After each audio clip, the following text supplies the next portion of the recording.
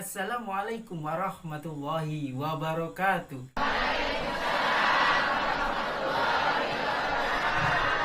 Semangat selalu to my comeback channel DR Gus IMPD.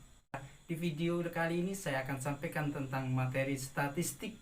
Untuk itu tonton sampai habis, jangan sampai di skip video ini supaya mendapatkan informasi perkuliahan secara lengkap dan akurat tentang statistik itu sendiri.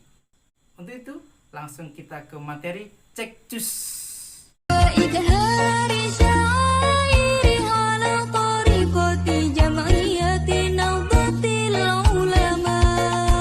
Statistik bermakna ilmu, sedangkan statistik itu adalah kumpulan angka-angka yang tersusun.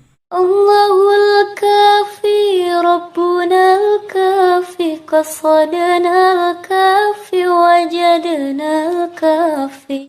20% dari 1000 itu sendiri.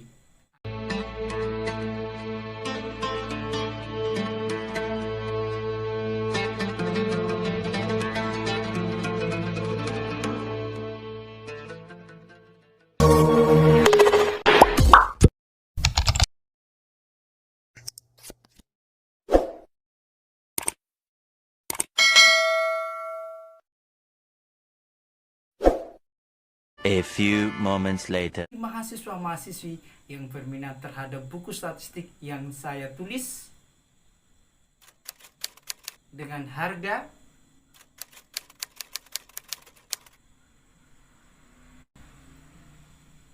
silahkan hubungi ketua kosma masing-masing, nanti akan direkap dan akan saya pesankan ke penerbit langsung supaya mendapatkan diskon harganya. Untuk itu langsung kita ke materi, cek cus.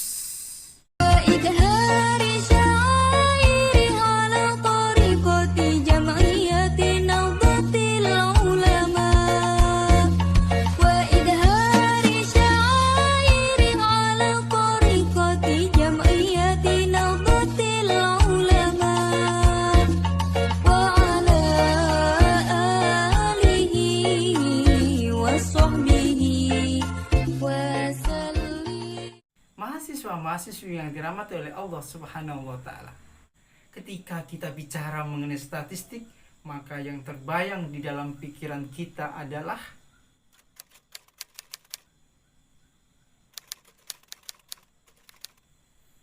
angka-angka.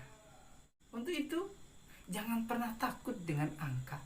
Dekatilah angka itu, elus-elus angka itu, bele-bele angka itu, supaya kita bisa menguasai statistik. Karena pepatah bilang, tak kenal maka tak Sayang apa? Enggak apa-apa sayang. Ada rindu yang masih tersimpan di rasa tentang tong dua, sok pendamkan ini selama cinta. Maka kita harus mengenal terlebih dahulu supaya kita sayang terhadap mata kuliah statistik ini. Secara etimologis, statistik berasal dari bahasa Inggris, state, dan ada juga yang mengatakan statistik berasal dari bahasa Yunani yang berarti status. Dan pada mulanya statistik itu merupakan kumpulan bahan atau data, baik yang berwujud angka kuantitatif maupun yang berwujud kata-kata atau kualitatif itu sendiri. Hanyalah dirimu, kasih satu yang ku sayang, takkan terganti. Dalam kamus bahasa Inggris ada dua istilah, statistik dan statistik. Hampir sama tetapi berbeda. Yang pertama ada S-nya, statistik. Yang kedua tidak ada S-nya, statistik. Sama tetapi berbeda. Bagaikan gadis, bagaikan darah yang sama eloknya, sama cantiknya, tetapi berbeda karakternya. Allahul kafi Rabbuna al-kafi qasadana al-kafi wajadana al-kafi likuli kafi kafana al-kafi wa ni'mal kafi alhamdulillah. Allahul kafi Rabbuna al-kafi qasadana al-kafi wajadana al-kafi likuli kafi kafana al-kafi wa ni'mal kafi alhamdulillah. Hampir sama tetapi berbeda. Kalau sudah demikian, maka artinya juga akan berbeda. Statistik bermakna ilmu, sedangkan statistik itu adalah kumpulan angka-angka yang tersusun lebih dari satu angka. Menurut pakar ahli statistik, statistik adalah ilmu mengumpulkan, mengorganisir, menyajikan, menganalisis, dan menginterpretasikan data menjadi informasi untuk mengambil keputusan yang efektif. Sedangkan statistik menurut Undang-Undang Nomor 7 Tahun 1960,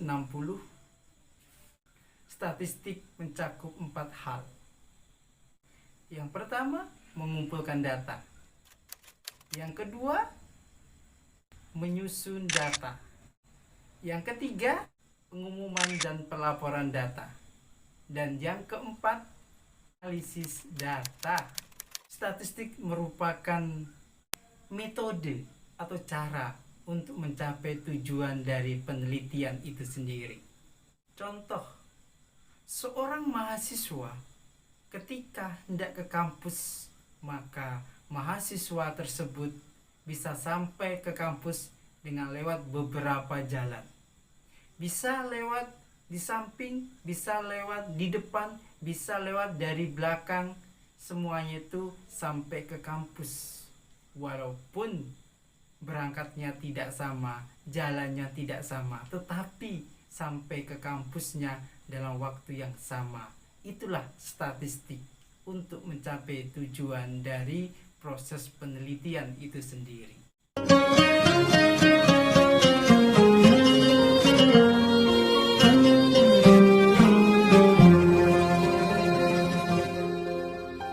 ظهر دين المؤيد بظهور النبي أحمد يا هنا نبي محمد ذلك الفضل من الله. Yang penting tujuannya tercapai. Jalannya terserah kepada mahasiswa itu sendiri, sesuai dengan aturan-aturan di dalam menganalisis data penelitian itu sendiri. Jenis-jenis statistik dibagi ada 2. Yang pertama, statistik deskriptif. Yang kedua, statistik inferensial. Inferensial itu sendiri dibagi 2 lagi. Yang pertama, inferensial parametris. Yang kedua, inferensial non parametris. Saya yakin mahasiswa-mahasiswi bingung.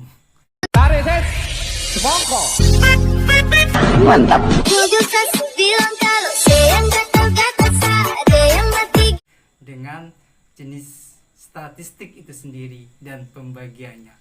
Biar tidak bingung, yuk kita lanjutkan penjelasan saya di video ini. Statistik yang pertama kita bahas tentang statistik deskriptif adalah metode yang digunakan di dalam pengumpulan data untuk mendapatkan informasi-informasi. Data-data kita kumpulkan lalu kita deskripsikan menjadi sebuah informasi yang akurat Itu yang dinamakan tentang statistik deskriptif. Jadi, untuk bisa memahami tentang statistik deskriptif, maka data-data yang dimiliki oleh seorang peneliti itu kita deskriptifkan lagi, kita kumpulkan, kita gambarkan, lalu kita menarik sebuah kesimpulan, menjadilah sebuah informasi. Contoh seumpamanya, peneliti mendapatkan gambaran-gambaran tentang motivasi mahasiswa-mahasiswi di dalam perkuliahan daring. Kita kumpulkan datanya dari mahasiswa, dari dosen, dari lingkungan yang ada di sekitar kampus, dan juga orang tua. Lalu kita menarik sebuah kesimpulan bahwasanya perkuliahan daring itu dibutuhkan saat-saat pandemi, dan pada saat tidak ada pandemi maka perkuliahan luring itu sangat diharapkan oleh para mahasiswa dan orang tua karena ingin bertatap muka langsung dengan dosennya. Apalagi mahasiswa-mahasiswa yang baru masuk, mereka tidak pernah mengenal dosennya yang mana, tidak mengenal kawannya yang mana, semuanya serba di dunia maya. Itu dikumpulkan menjadi sebuah informasi. Itulah yang dinamakan dengan statistik deskriptif. Bu, kata-kata info golek mantu elek-elekan Sherlock langsung cus tak jemput OTW.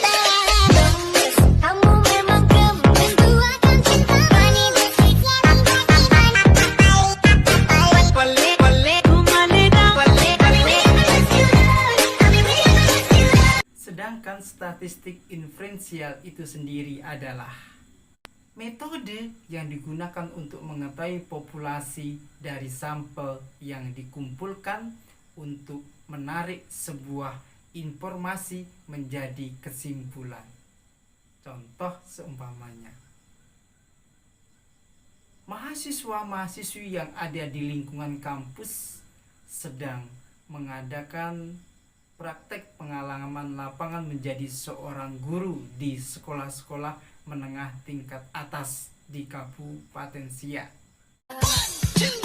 Mungkin sang fajar dan saya burung patah menyaksikan kita berseteru.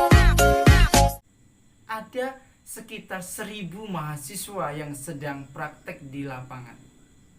Untuk mengetahui bahwasanya mahasiswa ini aktif atau kurang aktif, maka kita menarik sampel dari sekitar 1.000, kita ambil sampelnya, contohnya 20% dari 1.000 itu sendiri.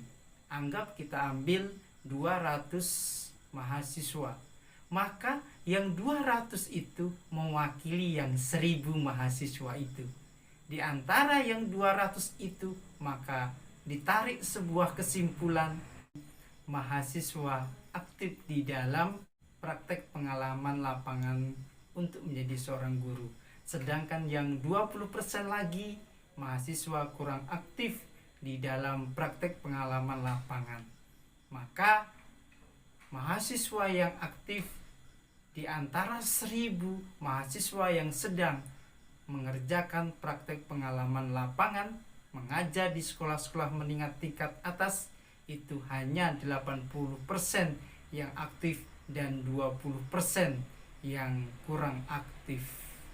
Jadi tidak perlu kita meneliti 1.000 mahasiswa, cukup 200 mahasiswa saja akan mewakili 1.000 mahasiswa itu sendiri. Itulah statistik inferensial itu sendiri. Alam taraha wa qad maddat khutaha wa salat himmada mi'iha sahaib wa malat lil hima qaraban wa hannan ila tilkal ma'alimi wal mala'i